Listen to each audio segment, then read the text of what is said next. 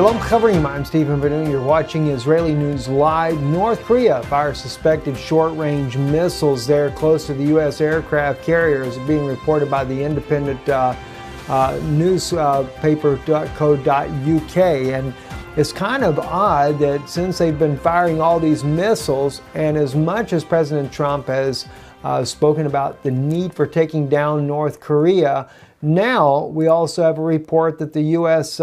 Aircraft carriers, the two that were left there, the Carl Vinson and the Ronald Reagan, claim that they have finished their exercises with Japan and are leaving the region. Is it just too close for comfort? It's something that I've been wondering about. And is it the fact that the United States is more concerned that they would have to take on the Chinese military and the Russian military at the same time of dealing with Kim Jong-un, the North Korean leader? Or the fact that perhaps he just happens to have nuclear weapons, and it's one thing the U.S. has never had a history of. That is, taking on a nation that has a nuclear capability. At any rate, the U.S. has packed bags and left the region. Now, I don't think that's the case, of course, of South Korea and the U.S. military's presence there, or the B-1 bombers, and the THAAD system, by the way, the high-altitude defense system, is not going anywhere, despite how much China is not very happy about this idea.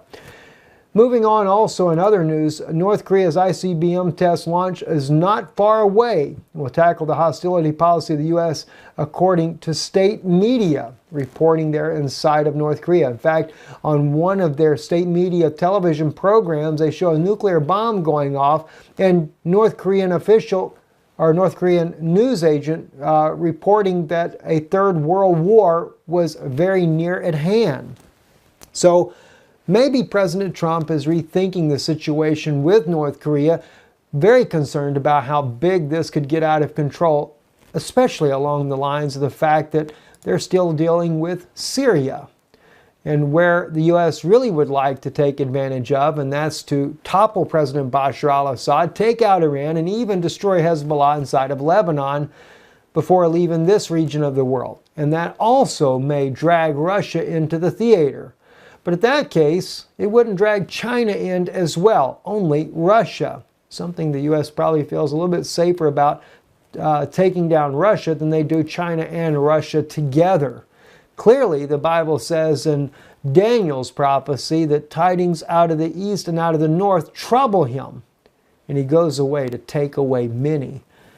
All right, so as we look here on this particular tweet here, this is Russian MOD map shows Syrian army reach Iraqi border northeast of Tanf or Al-Tanf. Next to the step is Al-Bukamal, and a huge blow to U.S.-Syria's agenda. And by the way, the picture that you can see on your screen right here, try to make it a little bit bigger for you so you understand what's really going on. These are the two generals, Russian generals, who spoke recently about the U.S., as they call it, U.S.'s illegal occupation inside of southern Syria, setting up, as they stated, that were safe zones that were not authorized by neither the UN nor the Syrian government. And of course, in this particular tweet here, they're also talking about, as you can see here on this map here, that the Iraqi and Syrian militaries met one another on the border just to the east of where U.S., British, and Free Syrian Army forces have been conducting operations inside of Syria. As you can see, the American flag on the map here are working together. Very troubling indeed, without a doubt, but also for Syria, they seem to have a positive note that they were able to meet the Iraqi forces there on their own border there. Also, another very interesting thing we reported to you the other day, we saw the images here on Twitter and also on the internet there about the United States' use of phosphorus, white phosphorus munitions inside of Syria. And today, the New York Times has come out with an article, U.S.-led forces said to have used white phosphorus in Syria, and they tackle this question. And although one American military official spoke on the condition of anonymity there, he did not rule out the fact that the U.S. does possess the white phosphorus in the Syrian theater there, and the possibility that it could have been used. But as he also stated, U.S. policy has always been to use it only for a smoke screen, something we had mentioned here as well on Israeli News Live, but not to rule out the possibility that it was actually used in where ISIS stronghold inside of the Syrian country there. And of course, they're talking about Raqqa and the fact that most of the ISIS militants have fled for Deir ez-Zor province there in order to use them to fight against the Syrian President Bashar al-Assad, which is another issue altogether, that the U.S. may be colluding with ISIS members inside the country. Very troubling things that we keep finding out. Another thing I wanted to bring to your attention here, another new thing that came out today. Of course, this is where Christiane Amanpour, CNN's journalist, hands Foreign Minister Sergei Lavrov the picture of the famous picture that this young little boy here that supposedly was injured in a Russian airstrike. The white helmets rescued the little boy, ran him immediately to an ambulance, but rather than treating him for his apparent head injury, began to photograph him, which the photographs go viral. Now you can see also the picture beside him on your screen there. It's the same little boy after the attack, and it just so happens to be that his parents are pro-President Bashar al-Assad loyals, family members that were part. I think the father was actually part of the Syrian army, and they never were given permission of the White Helmets to use this little boy for this media propaganda. They said while they were rescuing some of their own families from the rubble there, that they rushed this boy off, and the next thing they know, his photos had been taken.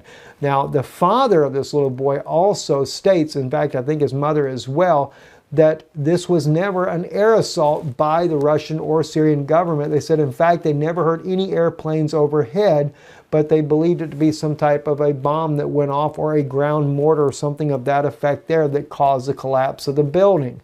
I thought it was rather interesting to see that. Also on the Russian website there, this was brought up as well, and Christiane Amanpour has been invited by RT News with them to help her to get in to interview the family themselves to know the truth behind the story of this huge propaganda.